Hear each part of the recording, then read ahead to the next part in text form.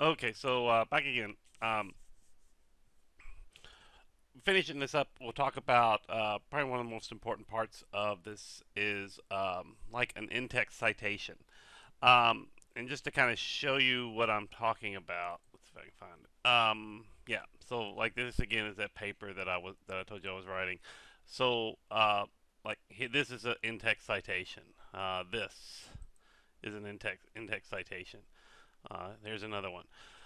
These are just when you're going to write a paper, you'll generally do like some kind of a literature review, which will go online and research, or go to the library and research.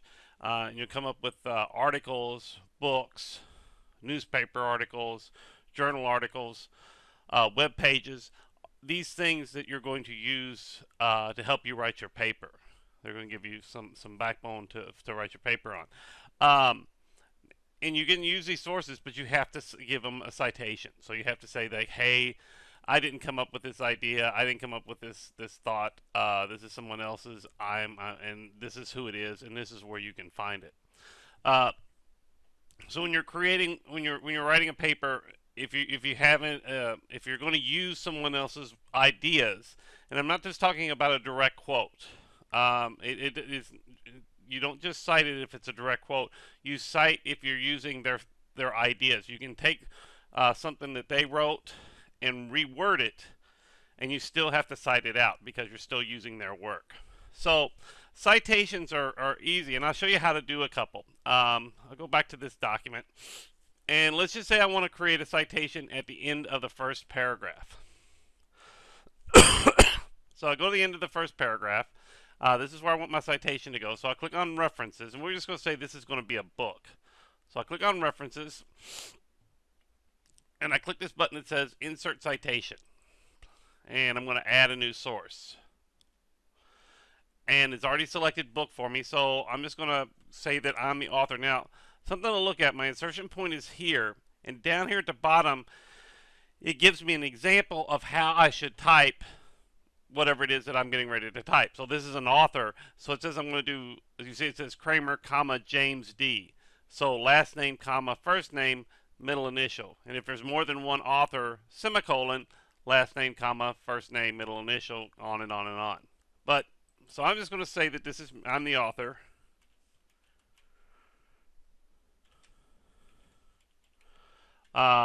Let's say that the title of the book is Word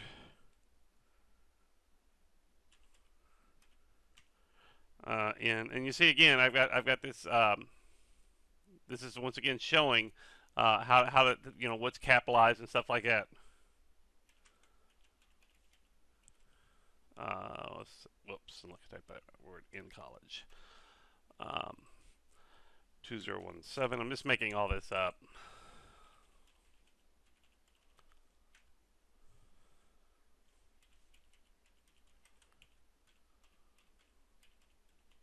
So this is the stuff that I need for a citation for a book. And your style manual is going to tell you what information you need to have in in your citation. And so you'll fill in these spots accordingly. So I've typed all this in. So now I'm just going to go and I'm going to click on OK. And you can see that it just put my last name. I'm going to close this out. I'm going to close this out too. I'm going to close. You see that this is the in-text citation. So this is it. Now, here's the thing. You notice it just has my name, and that's because my style is MLA.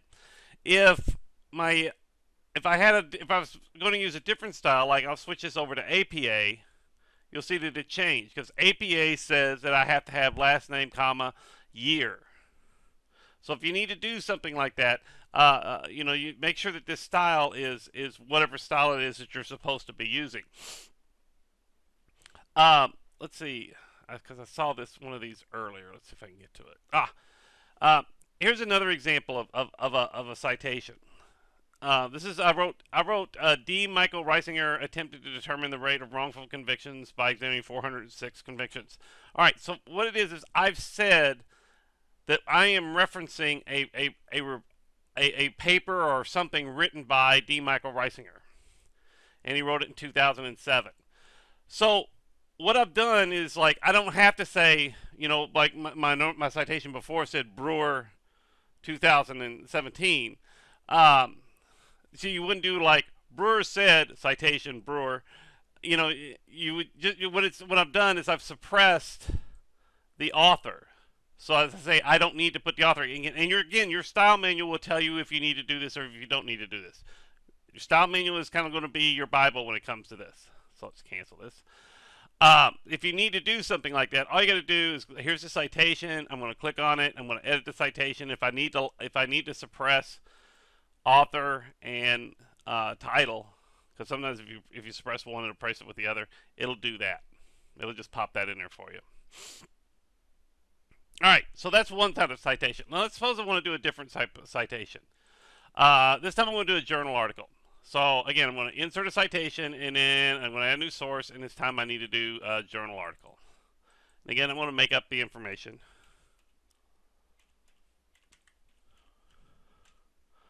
Let's see. Let's do it this way.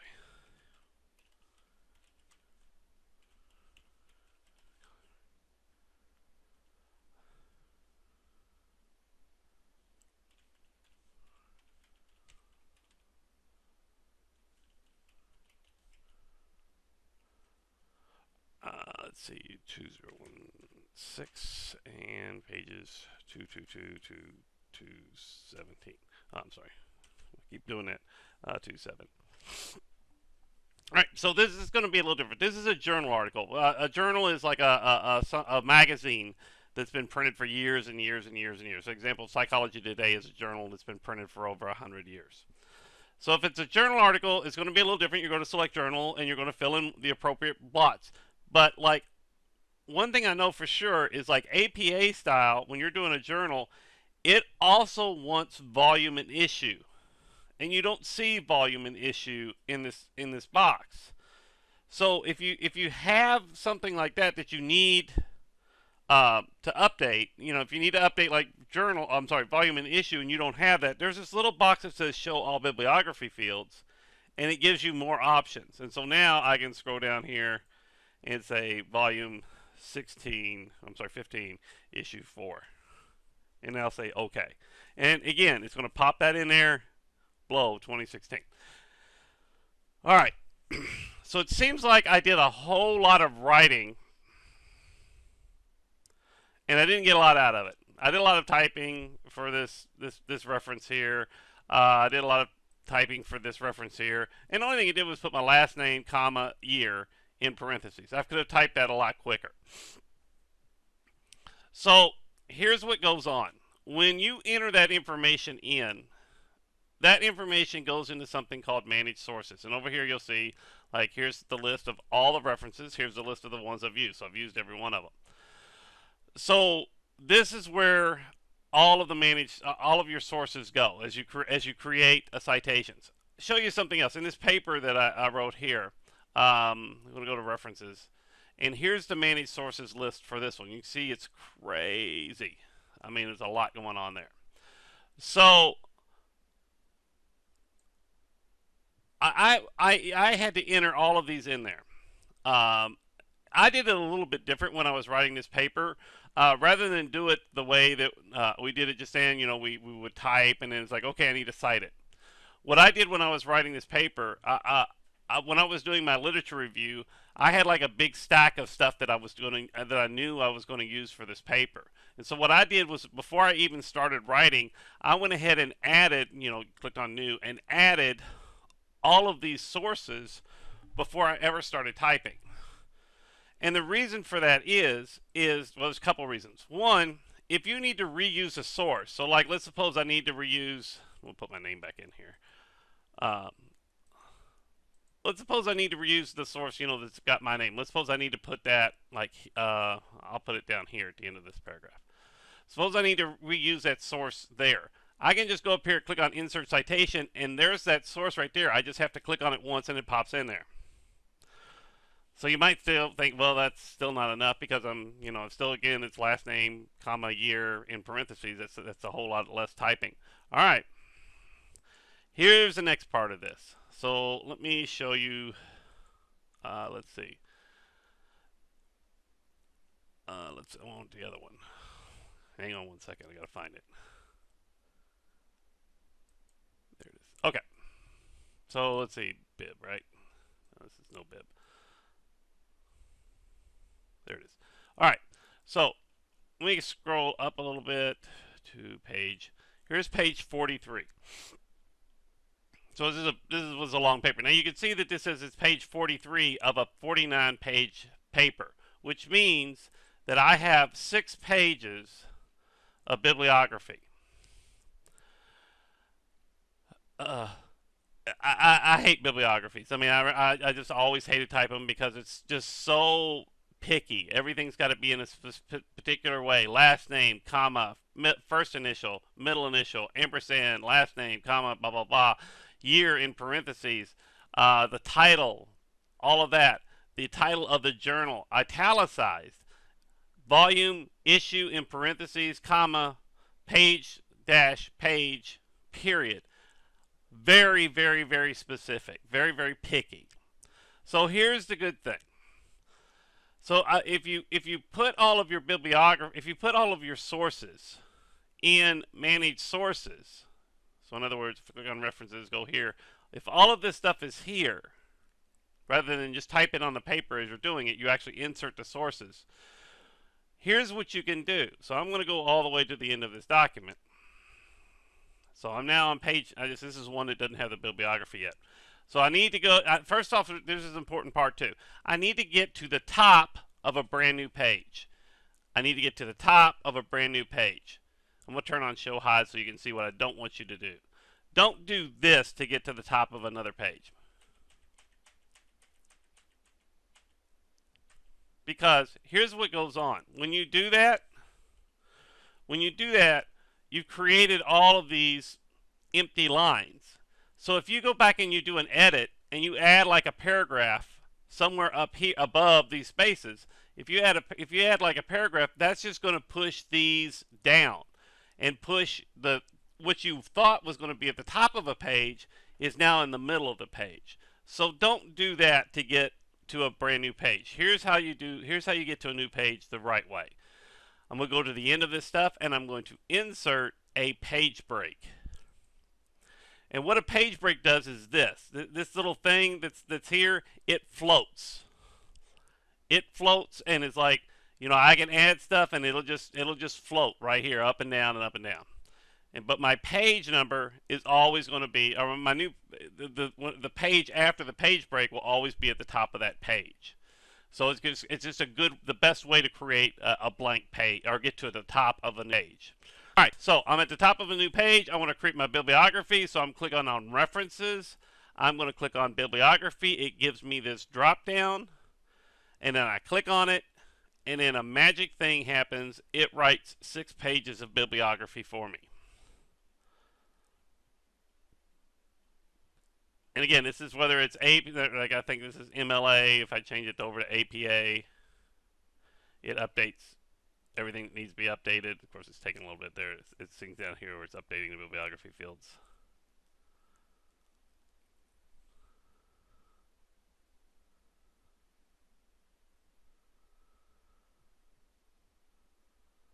And so now it's in APA.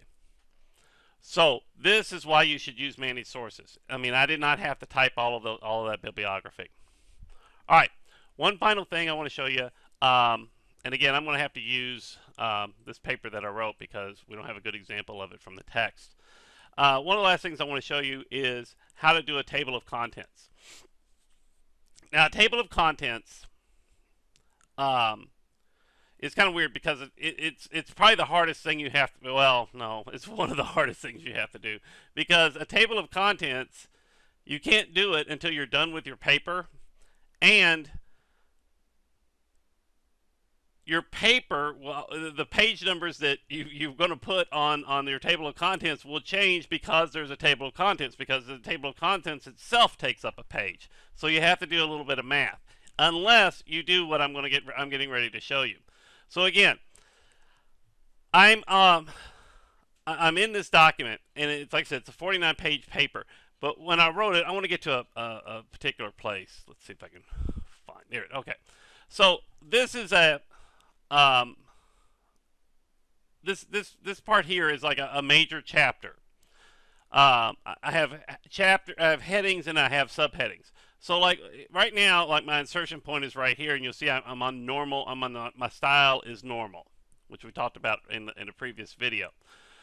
But if I click up here, when I type this, I change this to a heading 1. So that made things a little bit different here. I made this a heading 1. Now if I go down here, you'll see that there's something different about this. This is a heading 2. So let's go down here a little bit further. Yeah, remember that. Let's see, system variables. This is a heading 2.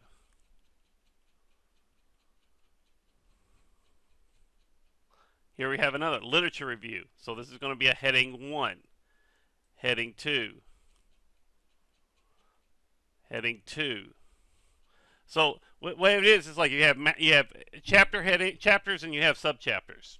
And like the chapters would be heading 1, and then the subchapters would be heading 2. So I did this all, and the rest of it's going to be normal. So I did this all the way through this document. So now I want to create a table of contents. So I need to have a blank page. So I've got a page break here that gets me to the top of that page. So what I'm going to do is I want to insert another page break before this page break that'll give me a blank page. So I'm going to click on Insert, Page Break. There it is. Page break, and you see now I have a brand new blank page. And my insertion point, or my table of contents, is going to go before this page break. So I'll move my insertion point there. And so to do the table of contents, I'm going to go to References tab again, Table of Contents. I just say what I want it to be: Contents, Table of Contents, different. You know, one of these. It's just different kinds of things. So I'm going to click on this. Boom. And there it's. Whoops, I got a paragraph in there for some reason. There's my table of contents. Now, final thing, if you're doing a paper like this, you turn it in, your instructor gives it back to you and says, nice first draft. Back to the drawing board. So you got to go back and you got to do some rewrite on it. When you do your rewrite, you may add things as far as sources goes, or you may take things away, things you decided you didn't need to use. And when you're doing your second rewrite, it's going to change page numbers. So your table of contents and your bibliography are liable to change along as you change other things in your paper. So if you need to update these things, so like here I have a table of my table of contents. I just clicked in there, just clicked on my table of contents somewhere, and I can click on Update Table, and it will go through and update where the pages are supposed to be. And if I scroll all the way down to my bibliography, I have the same thing. Whoops, there it is. Here's my bibliography. Click on that. I can click on that, and it will update the bibliography. All right, so that's Word Module 2. Next video is going to be talking about Excel. Yay. All right, y'all have a good day.